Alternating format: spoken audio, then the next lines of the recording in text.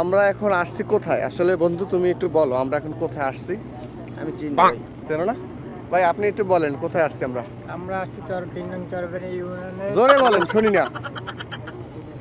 আমরা আসছি 3 নং চরবেড়ি ইউনিয়নের লাস্ট মাথায় 8 নম্বর ওয়ার্ড। আচ্ছা আচ্ছা, ঠিক এখানে আছে, আসলে এখানে আসলে মানে কি চলে আর কি? এখানে একটা সেনাবাহিনীর প্রজেক্ট চলতে আছে। ও, প্রজেক্টটা অনেক আমাকে সুন্দর, ঠিক আমাকে আছে? নেতারা আর কি, সেনাবাহিনীর নেতাকে প্রজেক্ট চলে না? খুব সুন্দর। যাই হোক, এই একটা জায়গায় যদি কেউ আসেন তাইলে কিন্তু খুব সাবধানতা অবলম্বন করে আসবেন, কারণ এই জায়গায় পান্না দিলাম বুঝলি? হ্যাঁ, কারণ এই জায়গায় হলো যে আপনার হচ্ছে নেতারা থাই, নেতাকে সামনে আসলে একটু ভাবলই চলতো, এই ব্যানাল কামাইবে না। এই দেখেন বিশাল নদীর পাড়ে আমরা, অসাধারণ।